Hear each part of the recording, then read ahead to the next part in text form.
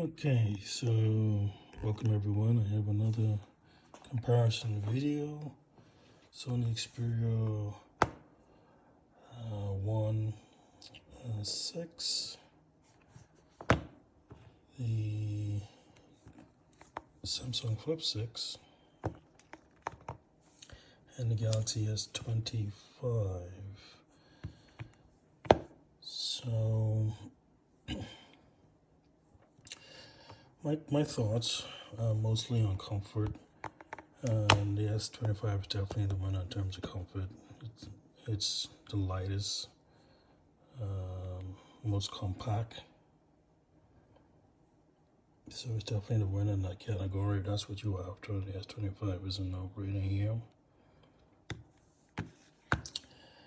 Then I would say really, the Galaxy Z Flip 6 is compact, but I just find it to be a little bit uncomfortable. Like when holding it, like this front screen is a bit like you can kind of feel that taking in your hands a bit. It's not terrible, but because it's not a candy bar phone with a flat back like this, you do feel that in your hand. So I don't like that. I think the button here is a little bit, at least on my own, is a little bit flimsy too. Feels that it's not gonna last that long. So the flip is convenient. This is great for being in your pocket for sure. I find the front screen a little bit too small for my needs, so for me it's, in my opinion, it's unusable. It's just a little bit too small. They made it a little bit bigger, I think would have been perfect.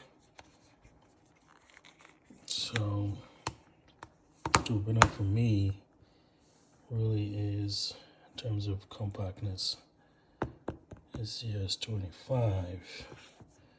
Sony is nice.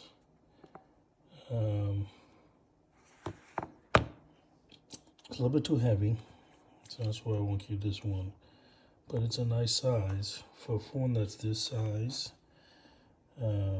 It's perfect, in my opinion. If you don't want something that's too big, like an S24, S25 Ultra, or on iPhone, latest iPhone Pro Max, this is a good happy medium. Unfortunately, you won't get, like, at least I don't get 5G on T-Mobile. You get LTE H plus, I think is what the symbol says, if I remember correctly. For the most part, I don't really know the difference in speed, but once in a while, I might have, like, at work, depending on where I'm walking in the building, I might have a slight connection slowness compared to like my S25, but honestly, it's not noticeable enough to be like, oh, I'm not gonna get this phone because it doesn't have the necessary frequencies that's needed. It doesn't have all the frequencies US phones have, this being a global phone, but on T-Mobile, it has enough to get the job done. The UI on this is much smoother. It's like literally hiccup free compared to these two. This one stutters a lot. The Z Flip 6 stutters a lot, which is kind of annoying. I don't know why, but it's just kind of a little bit, UI is just not really consistently smooth. I don't have any problems with the S25 to date, but we do get a lot of jitter on the Galaxy Z Flip 6. So all of these, my favorite is, again, the S25, just because it's the most compact. If the Sony Xperia 1 6 was lighter, just a little bit lighter, this would have been my preferred phone, just because obviously you get more screen real estate. The side fingerprint scanner is fast. Cameras are good enough. Cameras are good on the The S25 also. And if you're taking pictures of kids that are active, you don't want the Sony. It has a faster shooter than the Samsung, so that's where it beats Samsung. But other than that, I would say the Samsung S25 takes great pictures and videos. Definitely, these two are better than the Z Flip 6 when it comes to photography. Although, yeah, the Z 6 Flip is no slouch either when it comes to photography. You're just not going to be able to capture pictures of, moving subjects blurry free, mostly blurry free on the Samsung phones, whereas you'll get a better chance of doing that on the Sony phones. So if you want a phone that's not huge, not super heavy,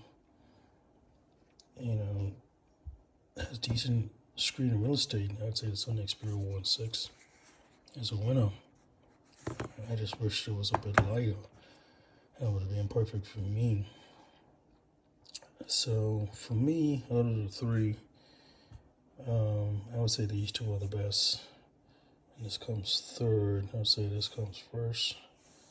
Sony second. Just based on my preference in terms of comfort. Battery life, hands down, is better on the Sony. In my work day, I get up like around 5, and I get up at 5 a.m. and I get up like around 5 and get up at 5 p.m. and this thing is only reduced by 50%. That's with me listening to like podcasts, audio books and stuff like that. Whereas these two, I have to charge these at work because they deplete. The battery depletes really quickly, so I don't know what the story is with Samsung's UI, but it's not battery efficient. But this thing is a battery champ. So battery life is what you are after. Sony hands down beats these two. Battery life is not good, in my opinion, on these two. You gotta expect to be able to, if you gotta go someplace in the evening, you want to top up before you get off from work because you might run out of battery life before you complete your evening activity. Depends on how long you'll be out. So anyway, compactness is the champ here. The S25, hands down. Ball pocket friendly, obviously the Flip, but for me it's not really that comfortable, and it's just stutters too much. And then for this one here, I would say really the only downfall to this is, and this is not going to be an issue for most people, is that it's a little bit heavy, and it's lacking some of the frequencies in the US, but some of the bands on T-Mobile, but it works fine for the most part. I mean, I can make calls, and I haven't had like any situation where I didn't have any service at all to date. So anyway, so that's my thoughts on these three phones.